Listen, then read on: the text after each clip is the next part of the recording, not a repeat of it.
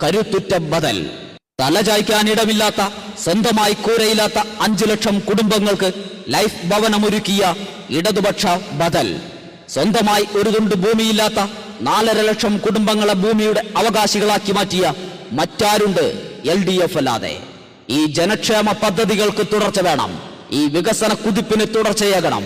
അതിന് കേരളത്തിലെ 140 മണ്ഡലങ്ങളിൽ നിന്നും ജനവിധി തേടുന്ന ഇടതുപക്ഷത്തിന്റെ കരുത്തരായ ജനകീയരായ സാരഥികളെ വമ്പിച്ച ഭൂരിപക്ഷത്തോടെ വിജയിപ്പിക്കണമേ എന്ന് വിനയ പുരസരം അഭ്യർത്ഥിക്കുകയാണ്.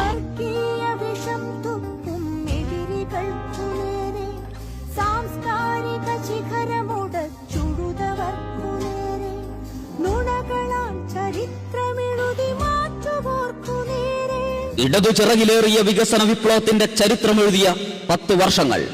8 കിലോമീറ്ററിലധികം നീളത്തിൽ കേരളത്തിലെ ഏറ്റവും വലിയ തുരങ്കപാത വയനാട്ടിലേക്ക്. കേരളത്തിന്റെ മുഖം മാറ്റിയ കാസർഗോഡ് തിരുവനന്തപുരം വരെയുള്ള 6 വരി ദേശീയപാത.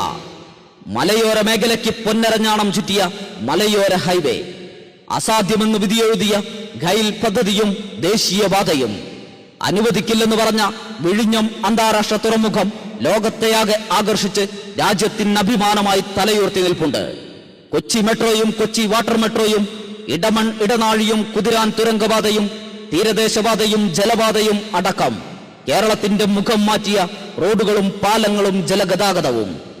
പൊതുവിദ്യാഭ്യാസ യജ്ഞത്തിൽ 1.5 ലക്ഷത്തിലധികം സ്മാർട്ട് ക്ലാസ് റൂമുകൾ. സ്കൂൾ തുറക്കും മുമ്പ് പാഠപുസ്തകങ്ങളും യൂണിഫോമുകളും. നാടിന്റെ അഭിമാനമായി മാറിയ സർക്കാർ വിദ്യാലയങ്ങൾ. ദേശീയ അംഗീകാരങ്ങൾ നേടിയ ആരോഗ്യ മേഖല. റേഷൻ മുടങ്ങാത്ത 10 വർഷങ്ങൾ. പവർ കട്ടും ലോഡ് ഷെഡിങ്ങുമില്ലാത്ത 10 വർഷങ്ങൾ. ഇങ്ങനെ എണ്ണിയാലൊടുങ്ങാത്ത, പറഞ്ഞാൽ തീരാത്ത, 1/2 നൂറ്റാണ്ട് കൊണ്ടുണ്ടാകേണ്ട വികസനം 1 ദശാബ്ദം കൊണ്ട് നേടിയെടുത്ത് ലോകഭൂപടത്തിൽ വ്യത്യസ്തമായ ഒരു കേരള മാതൃക വരച്ചു ചേർത്ത് നവകേരളത്തിന്റെ അമരക്കാരൻ സഖാവ് പിണറായി വിജയന്റെ കരങ്ങളിലേറി കേരളം ജൈത്രയാത്ര തുടരുകയാണ്. ആ കരുത്തുറ്റ ഇടതുബദലിന് തുടർച്ചയുണ്ടാകണം. കേരളത്തിന്റെ ജനക്ഷേമ പദ്ധതികൾക്ക്, വികസന തുടർച്ചയ്ക്ക് ഇടതു സാരഥികളെ വിജയിപ്പിക്കുക.